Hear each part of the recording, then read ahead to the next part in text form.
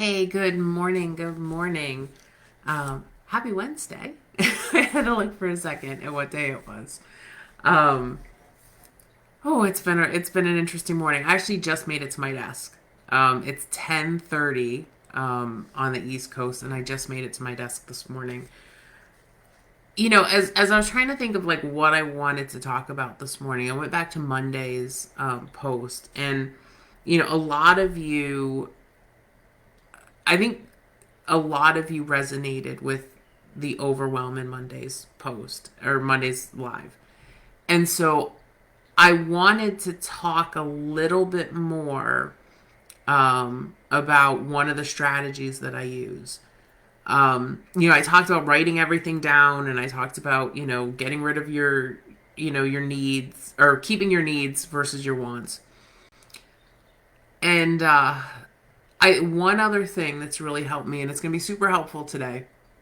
And I get to my desk and I'm like, oh my goodness. I got most of my startup ritual done and thought it's time for me to go live, right? Because I had that scheduled for 10:30 this morning. Um so I was thinking about, my phone's going crazy this morning. Goodness gracious. Okay. So I'm thinking to myself, okay, what's like one additional piece that we can talk about related to overwhelm that's really helped me. So I kind of thought, like, okay, let me think of my bag of tricks here. um what is something that I found really helpful. And I read this book, and I'm gonna have to get you guys the link. um I'll get you my Amazon link. It's a book called Make Time, and it's by two guys who work in tech, um, Jake Knapp and John Zatursky. And let me tell you, this book is full of how. Okay, I'm gonna drop the link in the comments because I love this book. It's so good. It's so practical, and it has tons of different strategies for you to try. Okay. Um, but it's called Make Time: How to Focus on What Matters Every Day. Um, it's a fantastic book. You can get it on Kindle for like $9. You might be able to get it at your library. Um, but the thing that I really liked about this book is that they tell you, like, okay, yes, you have 9,000 things you have to get done every day. Got it. We're all in that boat. But what is your one highlight?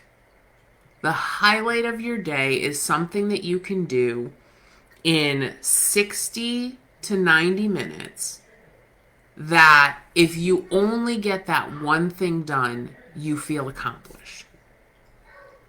And I love that, right? And your time period, sometimes my highlight is a 20-minute thing. Sometimes my highlight is a 30-minute thing. But what is the one thing that if you got that done today, you would feel like, boom, like, yes, it doesn't matter that there's still 900 other things on my list. I got this one thing done, and getting this one thing off my plate is pretty major. So, when I do my list every morning, right? When I kind of sit down with my schedule and I fill everything in, and I look to say, okay, these are the blocks of time that I have. So, like, for example, for this morning, right? So basically my morning is shot. Okay, my morning is completely shot. However, I have about 2 hours this afternoon, right, to work on something. So I'm sitting there thinking, okay, I've got 2 hours this afternoon. What can I do in that 2 hour block that's really going to make me feel like I accomplished something? And so my highlight for today is to work on the syllabus for one of my courses. To really, like, sit down, I'm going to put in my headphones, I'm going to put on music, and I'm going to sit there and kind of like really script out how I want this class to go. Because I haven't taught this course. First of all, I never taught it online. And I haven't taught this course in, I don't know, 4 years maybe. Now, like, this is one of the courses that Accounting and Focus is like built on, right? So this is one of the courses I cover there. So I'm really comfortable with the content, but I'm thinking about, okay, so how do I want to transition things? Like, I've kind of started to look at the course a little bit differently, and group the course by major topics. And so if I have, 90 minutes to just sit down and really focus in on how I want to map that course out, that's really going to help. So now I have, like, one of my things to do today is to do my Facebook Live. Boop, we're doing that right now. And then another one is to do some grading for my summer course. Now, if I get to the grading, that would be really cool. That would be pretty awesome to be able to check that off my list. But if I get my highlight done, that's major, right? That's a huge thing. And so I invite you to try this. Okay, try this strategy. Because I think, it's funny because I bring this up at school, and I brought this up when I was on the Board of Ed in Windsor. We often use the term priorities, right? But if you look at the definition of priority, it's not meant to be plural. It's supposed to be priority. The one most important thing, right? But the problem is every day we set 9,000 priorities, right? And there's no wonder that we all feel so overwhelmed all the time. Because, it's like, have you ever worked for an organization where everybody marked every single email as high priority? Right? That is like the worst feature ever in Outlook. Like, that just needs to go away. Because everybody thinks that all of their stuff is high priority all the time. And it's not. Like, it's funny because I'll log into my email at the university and I'll have 10 emails and 7 of them are high priority. It's like, really? Really? When it's kind of like the state that we're in right now, right, with the virus. When you are on high alert all the time, it's just not good for your system, right? And I think as moms, we do that all the time. That everything's high priority. Everything needs to get done right now.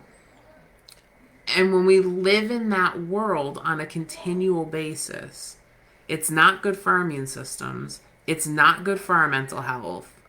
It's not good for our physical health. Okay?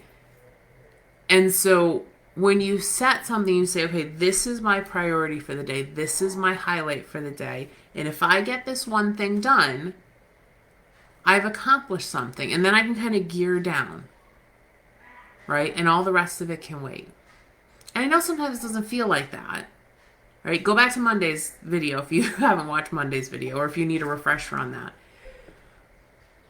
But I think so often we put undue pressure on ourselves because we put in front of ourselves this list of 9,000 things that need to be done. Okay? And we make them all priorities. So, Monday I talked about using something like Asana or Trello. I think Jeff is going to test out Monday because now we have a team, and so we need to manage, projects and processes. But to have something, you can use Cozy. You can use, there's all sorts of to-do list apps out there. But kind of the reason I like those is because it allows me to hide away the 9 billion things I have to get done every day. And when I do my planner for the day, right, I pull out my highlight, and then if I have time, I'll pull out maybe like 2 more things. Okay. The planner that I use, talks about your daily big 3. Okay.